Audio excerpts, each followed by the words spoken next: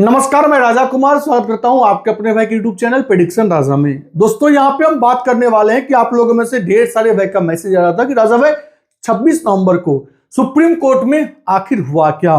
तो देखिए, supreme court में कुछ मिनटों की हियरिंग थी, कुछ मिनटों भी नहीं कह सकते, कुछ सेकंड ही ये केस चल सकी। जो पहले हाफ में थोड़ा सा डिस्कशन हुआ, वहां पे कुछ बड़ी चीजें सामने आई।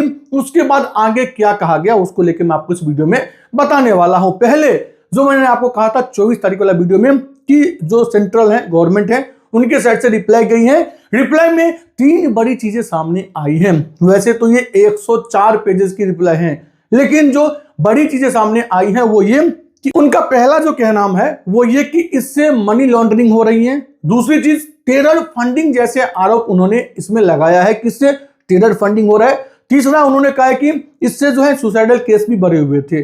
जो मैंने आपको लगातार ये चीज ऑलरेडी, आज ऐसा नहीं कि उन्होंने जो रिप्लाई में कहा है कि वो पहली कोई नई चीज उन्होंने सामने लाई है, ये मैंने आपको 1 मंथ पहले ही बोल दिया था कि उनका रिप्लाई कुछ ऐसा ही आने वाला है।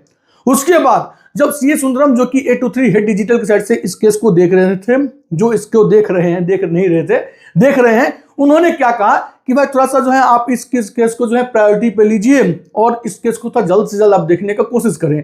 तो उसमें जो है सामने जज साहब होते हैं, जो चीफ जस्टिस है, उन्होंने साफ तौर पे कहा कि ऐसा इस केस में है क्या जो मैं इसे प्रायोरिटी पे रखूं।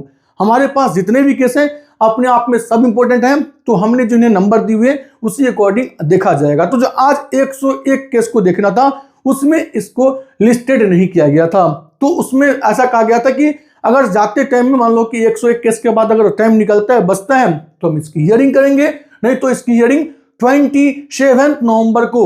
और ये भी गारंटी नहीं है, 100% ये गारंटी नहीं है कि 27 नवंबर को ये केस को देखा ही जाएगा, बट आसार अच्छे खासे हैं कि इस केस को देखा जाए। अब देखिए, इस केस ने एक नई मोड़ ले ली है क्योंकि गवर्नमेंट ने सीधे तार इसकी जोड़ दिए हैं टेरर फंडिंग जैसी चीजों से।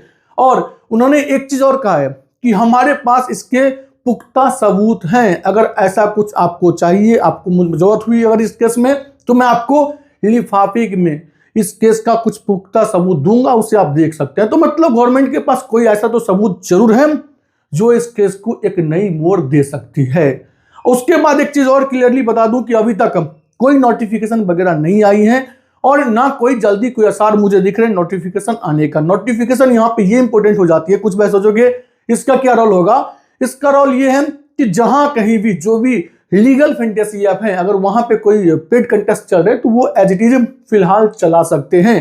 गेटवे को लेके आज कोई जिक्र नहीं हुआ। मैंने बोला ना कि 30-40 सेकंड का हियरिंग हुआ था, लेस देन 1 मिनट आप कह सकते हैं, उसमें कोई बड़ी बात सामने आई नहीं।